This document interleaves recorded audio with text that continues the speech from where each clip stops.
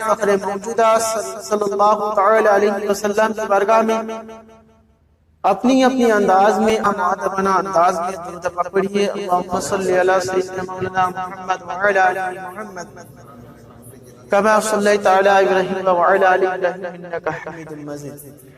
حضرات محترم، جیسا کہ پچھلے ہفتہ میں نے آپ حضرات کو بتایا تھا کہ حضرت آدم علیہ نبینا علیہ السلام کو جب بنایا گیا تھا، جب ان کے اندر روح ڈالی گئی تھی، تو اس کے بعد اللہ نے حضرت آدم علیہ السلام کو علم دیا تمام چیزوں کا، وَعَلَّمَ آدَمَ الْأَسْمَاءَ كُلَّهَا، تمام چیزوں کا نام اپنے سکھا دیا اللہ تعالیٰ نے حضرت آدم۔ پھر فرشتوں کو پوچھا، اگر تم اپنی ان کنتم صادقین، اگر تم اپنی دعوے میں سچے ہو بتاؤ ان چیزوں کے نام کیا ہے؟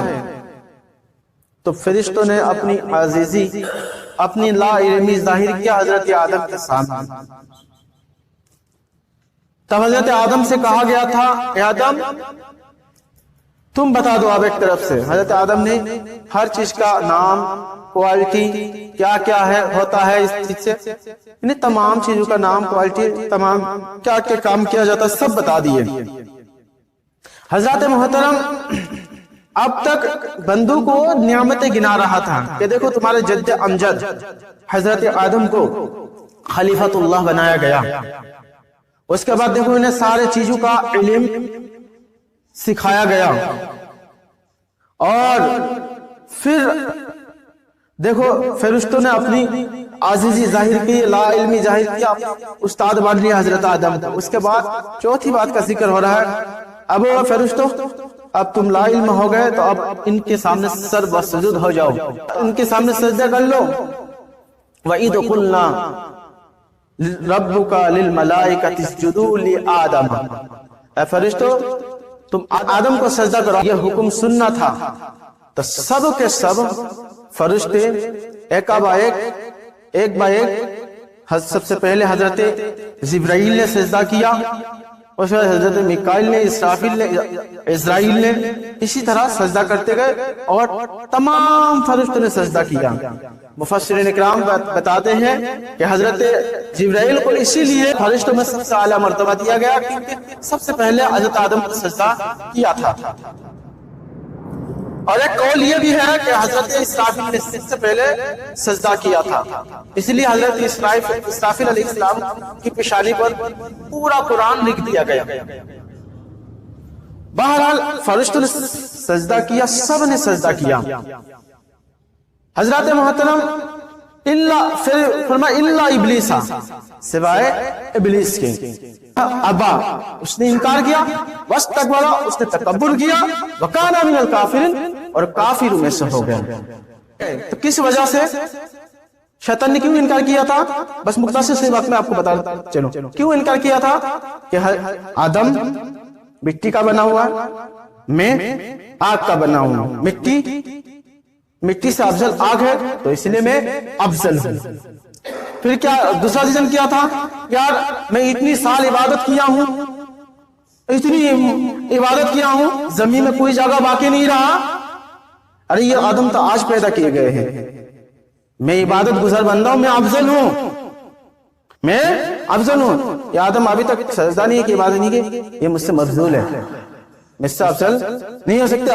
اور پھر تیسرا ریزن یہ تھا کہ میں نے آج تک بڑے بڑے کام انجام دیے، جیسا کہ مثال کے طور پر جو انسان سے پہلے جب دنیا میں جنات بھیجے گئے تھے، جب جناتوں نے خون ریزیہ شروع کر دیا تھا، زمین پر مار کاٹ لڑائی جھگڑا شروع کر دیا، تو اللہ نے حکم دیا تھا، تو جو فرشتوں کا لشکر کہ جو سب سے بڑا لیڈر تھا وہ عزازیل تھا، ابلیس ہی تھا۔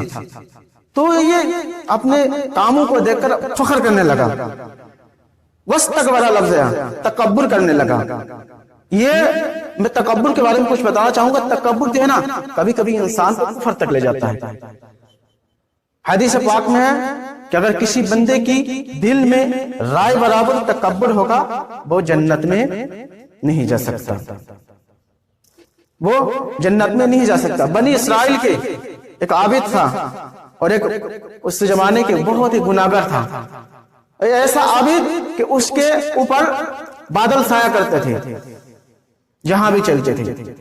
اب اس گناہگار کا گزر ہوا، اس کے دل میں خیال آیا کہ میں بہت گناہگار ہوں، یہ تو بہت ہی اللہ کے مقبول بندہ ہے، اس کے اوپر بادل سایہ بگن ہے، تو میں اس کے پاس تھوڑی دیر بیٹھ جاتا ہوں تاکہ اس کے ساتھ مجھے توبہ کی نصیب ہو، میرے گناہ معاف ہو جائے. تو یہ گناہگار شخص جا کے بیٹھنا ہی تھا. اس عابد کے دل کو ناگوار گزرا، کہاں میں اتنا عبادت گزار، کہاں یہ اتنے گناہگار، ناگوار گزرا. تو فوراً اس عابد کی تمام عبادتیں اللہ نے ضائع کر دیا، کیونکہ اس نے تکبر لیا کہ میں افضل ہوں اس سے، یہ گناہگار ہے، میں عبادت گزار ہوں، افضل ہوں. اللہ نے کیا اس وقت کے نبی کو وحی کیا کہ جاؤ ان دونوں کو بتا دو. تو وہ جو عابد تھا اپنی عبادت کو سرے سے شکایت کرے، میں نے اس کی عبادت کو ضائع کر دیا اور اس گناہگار کو بشارت دے دو اس کے تمام گناہ کو میں نے معاف کر دیا. یہ تکبر بہت ہی بری چیز ہے.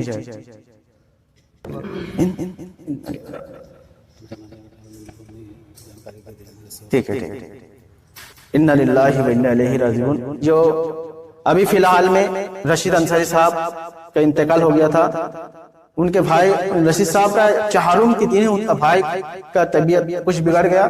بادل انصاری نام تھا، ویسے تو نسیم انصاری نام ہے جو، تو ان کا آج ابھی فی الحال کچھ دیر پہلے انتقال ہو گیا. انا للہ و انا الیہ راجعون. اللہ تعالیٰ مرحوم کی مغفرت فرمائے. تو حضرات محترم، میں عرض کر رہا تھا کہ تکبر بہت ہی بری چیز ہے. تکبر مال میں بھی ہو سکتا ہے، تکبر عبادت میں بھی ہو سکتا ہے، تکبر علم میں بھی ہو سکتا ہے، ہر چیز میں تکبر ہو سکتا ہے. اللہ کے نبی صلی اللہ علیہ وسلم تکبر کا ذکر کر رہے تھے تو کسی صحابی نے عرض کیا رسول اللہ، آدمی تو یہ چاہتا کہ اچھا کپڑا پہنے، اچھا جوتا پہنے. تو اللہ کے نبی صلی اللہ علیہ وسلم نے کہا کہ اللہ جمیل ہے، جمال کو پسند کرتا ہے.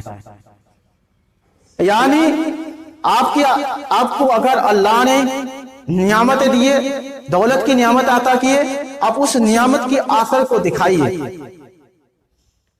دل میں عاجزی لائیے، اس نیت سے پہنیے اچھا کپڑا کہ یہ جو اللہ نے مجھے نعمت دی، اس نعمت کو ظاہر ہے. ایک صحابی رسول آئے اللہ کے نبی صلی اللہ علیہ وسلم کی بارگاہ میں، ان کے بال میں تیل لگا ہوا نہیں تھا، وہ کپڑا بھی بہت میلا تھا اور بال بھی کڑا ہوا نہیں تھا. اللہ کے نبی صلی اللہ علیہ وسلم نے کہا تمہارے پاس تیل نہیں ہے، تمہارے پاس کنگا نہیں ہے، دھلا ہوا کپڑا نہیں ہے، تمہارے پاس مال نہیں ہے. تو اللہ نے کہا رب کا شکر ہے مجھے اللہ نے بہت مال دیا. اللہ کے سلام نے پھر کہا تم نے کیوں اللہ کی نعمت کو ظاہر نہیں کیا؟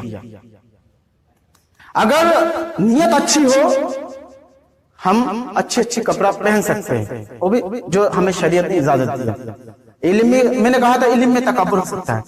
تکبر کیسا ہوگا کہ فلاں بندہ مجھ سے بہت ہی کم علم ہے، میں بول رہا ہوں ارے میرا مقام اونچا ہونا چاہیے، فلاں بندہ میرے لیے ہاتھ باندھ کے کھڑا ہونا چاہیے، میرے لیے میں جب جاؤں تعظیم کے لیے کھڑا ہونا چاہیے. وہ جو آپ سے چھوٹا ہے وہ خود سے کرے تو الگ بات ہے، لیکن یہ رکھنا دل میں کہ فلاں بندہ میری تعظیم کرے، فلاں بندہ سب سے پہلے میرے کو جھک کے سلام کرے، یہ تکبر آ گیا. یہ بہت بڑی چیز ہے. دولت میں بھی تکبر آ سکتا ہے. اللہ نے آپ کو دولت دیا، شکر کیجیے، ادا کیجیے، رب کا شکر ادا کیجیے. دولت آ گیا بول کے کسی غریب کو آپ حقیر نظر سے نہیں دیکھ سکتے، کسی غریب کو آپ نیچ نہیں دکھا سکتے. جب آپ حقیر نظر سے دیکھیں گے، اپنے آپ کو بڑا سمجھیں گے اس غریب کو غریب سے، تو یہ تکبر میں شمار ہو جائے گا. تو تکبر سے بچیے. تکبر کسی کے دل میں بھی آ سکتا ہے، ایک عبادت گزار بندہ میں بھی آ سکتا ہے. ایک مفتی، ایک محدث، ایک عالم، ایک حاجی، ایک غازی، سب میں آ سکتا ہے، سب میں آ سکتا ہے. حضرت دیکھیے، اور حضرت موسیٰ کا جب زمانہ تھا تو اس وقت شیطان حاضر ہوا، اس کی دل میں توبہ کا امید جگا. تکبر کیا تھا، گناہ کتنا بھی بڑا کیجئے توبہ کا دروازہ کھلا ہے. اب جب توبہ کریں گے سچی من سے تو گویا کہ ایسے پاک ہو جائیں گے، ایسے پاک ہو جائیں گے جیسے آج ہی ماں کے پیٹ سے آپ جنے. تو شیطان بھی حضرت موسیٰ کے بارگاہ میں حاضر ہوئے، موسیٰ آپ اللہ کی بارگاہ میں سفارش کیجئے کہ توبہ قبول ہو. اللہ تک جب بات پہنچایا گیا، موسیٰ کلیم اللہ تھے تو اللہ نے موسیٰ علیہ السلام کو وحی کیا کہ موسیٰ اس کی توبہ قبول کر لی جائے گی لیکن ایک شرط ہے کہ وہ آدم کی قبر کو سجدہ کرے. تو جب سنا کہ یہ بات اللہ نے کہا کہ آدم کی قبر کو سجدہ کرو، تکبر تو تھا ہی شیطان کو، ابلیس کو. اس نے کہا میں نے زندے کو زندہ رہتے ہوئے اسے جو ظاہری حیات میں تو اسے سجدہ نہیں کیا، اب تو قبر میں کیوں سجدہ کروں. اور تفسیر روح البیان میں علامہ اسماعیل حقی رحمۃ اللہ تعالی نے لکھا کہ شیطان کو کل قیامت کے دن 1000 سال جہنم میں جلایا جائے گا. اس کے بعد جہنم سے نکال کے شیطان سے کہا جائے گا اب بھی تجھے معاف کر دیا جائے گا، تو آدم کو سجدہ کر لے. وہ نہیں کریں گے، اپنی اکڑ پہ رہیں گے، پھر جہنم میں ڈال دیا جائے گا. تو بہرحال کہنے کا مقصد یہ ہے تکبر مت کیجیے. دوسرا کرتا ہے کرنے دیجئے، آپ بھی اس کی جد میں کریں گے فلاں نے ایسا کیا تو ہم کریں گے، تو ان میں اور آپ میں کوئی فرق نہیں رہے گا، برابر ہو جائیں گے. بلکہ اسے اچھی سے سمجھانے کی کوشش کیجیے. اللہ رب العزت ہمیں تکبر جیسی گناہوں سے بچائے رکھے.